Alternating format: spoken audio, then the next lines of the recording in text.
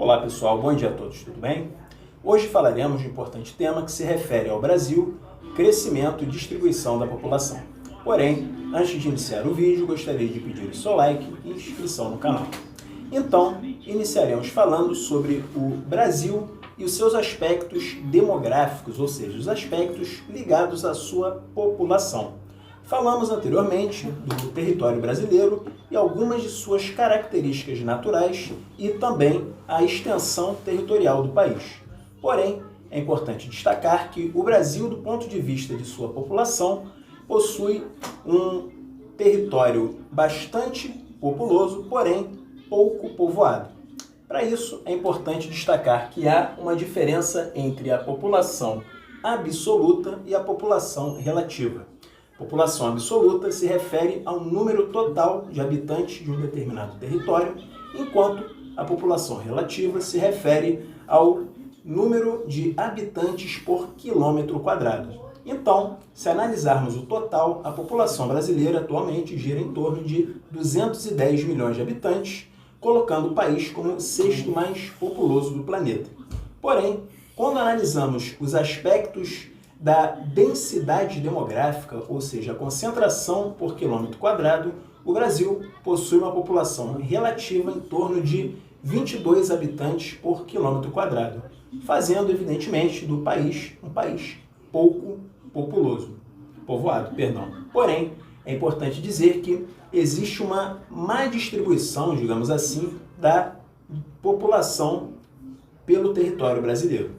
É importante dizer que a população brasileira está concentrada em determinadas regiões, com destaque a região sudeste do Brasil e os principais estados do ponto de vista populacional e econômico, e os aspectos industriais, que são os mais populosos. Dentre eles, podemos destacar os estados da região sudeste, como São Paulo, Minas Gerais e Rio de Janeiro. Por outro lado, a região norte do Brasil se caracteriza pelas baixas densidades demográficas, tanto pela questão associada ao tamanho desses estados do norte do Brasil, como o número de sua população, que é bastante reduzido, certo? Vale dizer também que outros fatores vão possibilitar nós entendermos essa questão da distribuição populacional, que são os chamados fatores permissivos. Isso mesmo, os fatores permissivos são aqueles que formam uma área de atração populacional. Esses fatores podem estar ligados aos fatores naturais, como, por exemplo, a disponibilidade de água, a questão ligada ao relevo, ao tipo de clima de uma região. Então, normalmente, os territórios que possuem climas favoráveis, bons solos, disponibilidade de água, são territórios que, do ponto de vista natural, de uma certa maneira, atraem, digamos assim, essa população. E outros aspectos ligados principalmente à economia, o grau de industrialização e, por exemplo, a oferta de emprego também são fatores que vão permitir essa ocupação no território específico, ok? Vale dizer também que os fatores naturais e econômicos restritivos são aqueles que formam uma área de expulsão, digamos assim, dessa população. Em outras palavras, essas áreas são constituídas, por fatores que expulsam, que repulsam um determinado grupo de pessoas, da mesma maneira como os fatores naturais, a ausência de alguns elementos, digamos assim, como as características do relevo, que pode dificultar, por exemplo, o desenvolvimento da agricultura, assim como também a qualidade do solo ou a má qualidade de um solo, ou mesmo os fatores econômicos, como, por exemplo, uma área que não tem uma grande disponibilidade ou oferta de empregos, um baixo grau de industrialização e de atividades econômicas, são áreas que, evidentemente, vão expulsar determinado grupo de pessoas. Por exemplo, até a metade do século XX, mais ou menos, a região nordeste do Brasil, por muito tempo, era uma região que era uma área de repulsão devido a um processo de seca prolongada, por exemplo. Ok? Vale dizer ainda que outros fatores estão ligados à população, como, por exemplo, o censo demográfico. O censo demográfico é um levantamento de dados que realiza a contagem da população de um país, estado ou município. É chamado também de recenseamento. É por meio dele que conhecemos também outras características da população, como a composição por idade, gênero, nível de instrução, dentre outros, certo?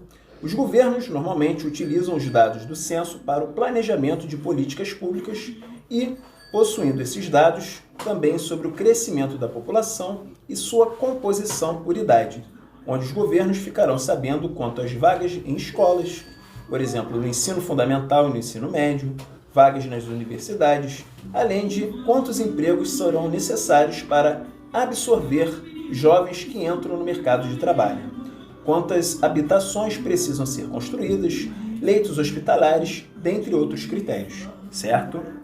Um outro importante aspecto ligado à população está associado ao seu crescimento populacional. O crescimento populacional brasileiro ou de qualquer território está ligado a alguns fatores, dentre eles podemos destacar a imigração, a taxa de natalidade, além do crescimento vegetativo. Crescimento vegetativo se refere à diferença entre a taxa de natalidade e a taxa de mortalidade de um território. Então, quando falamos do território brasileiro, nos dias atuais, podemos classificar a população do Brasil, por exemplo, como uma população em que a sua natalidade, o seu crescimento natural, normalmente, ele está estabilizado. Hoje, a taxa de crescimento populacional ou a taxa de fecundidade, o que está ligada ao número de filhos por mulher, está em torno de 1,8, ou seja, uma taxa que está diminuindo a cada ano, se comparada principalmente a algumas décadas atrás, onde o crescimento da população estava acima de 2 filhos por mulher, por exemplo, certo? Vale dizer também que, além da queda da natalidade nos últimos anos, há também um outro aspecto ligado à redução da mortalidade. Isso se deu principalmente nas últimas décadas pelo avanço da medicina e o desenvolvimento de vacinas, por exemplo, que vão possibilitar uma longevidade, um aumento da expectativa de vida da população brasileira, que, aliás, também cresce a cada ano. Vale dizer que a população brasileira nos dias atuais tem uma expectativa de vida superior a 82 anos, ok? E, com isso, temos o aumento da expectativa de vida muito ligado a uma melhoria nos padrões médico-sanitários que possibilitam uma melhoria no padrão e na qualidade de vida da sua população, ok?